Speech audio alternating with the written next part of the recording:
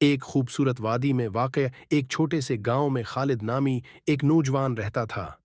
वो एक मेहनती किसान था और हमेशा सच्चाई और दयानतदारी पर कायम रहता था।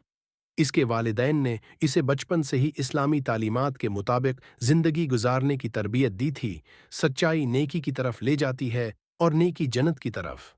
बुखारी और मुस्लिम। खालिद का गांव छोटा था और वहां के लोग अक्सर अपनी पैदावार बेचने के लिए शहर जाते थे। एक दिन खालिद ने अपनी मेहनत से उगाई गई सब्जियां शहर के बाजार में बेचने का फैसला किया। वो सुबह सवेरे अपनी गाड़ी में सब्जियां भरकर शहर पहुंचा।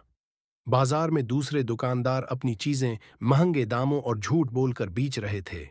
वो लोग खराब माल को अच्छा कहकर पेश करते और ग्राहकों को धोखा देते थे। जब खालिद ने अपनी सब्जियां बेचने का आगाज किया तो उसने साफ साफ बताया कि कौन सी सब्जियां ताज़ा हैं और कौन सी थोड़ी हैं पुरानी। गाहक पहले तो हैरान हुए क्योंकि वो ऐसी दियानतदारी के आदी नहीं थे, लेकिन जल्द ही लोगों ने खालिद पर एतमाद करना शुरू कर दिया। तरह थोड़ा झूठ बोला तो ज्यादा मुनाफा होगा।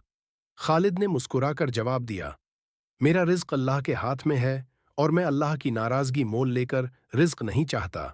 इस्लाम हमें सच्चाई और दयानतदारी की तालीम देता है और मैं उसी पर हूं, कायम रहूंगा। चंद हफ्तों में खालिद का कारोबार खूब चलने लगा। लोग दूर दौर से इसकी ईमानदारी की वजह से खरीदारी के लिए आने लगे।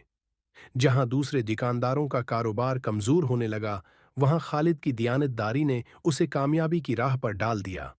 एक दिन बाजार में एक बड़ा सौदागर आया जो पूरे शहर में अनाज खरीदने आया था। उसने बाजार के तमाम दुकानदारों से सामान देखा, मगर जब वो खालिद के पास पहुंचा और उसकी सच्चाई देखी तो उसने सारा माल खालिद से खरीद लिया और कहा, मुझे ईमानदार लोग पसंद हैं, मैं हमेशा तुम्हारे साथ कारोबार करूंगा। ये देखकर दूसरे दुकानदार शर्मिंदा हुए और उन्होंने भी ईमानदारी से कारोबार करने का अहद किया। कहानी का सबक, इस्लाम हमें सच्चाई, दियानतदारी और दूसरों के साथ इंसाफ करने की तालीम देता है। अगर हम इन उसूलों पर कायम रहें तो अल्लाह हमें दुनिया और आखिरत दोनों में कामयाबी अता करता है।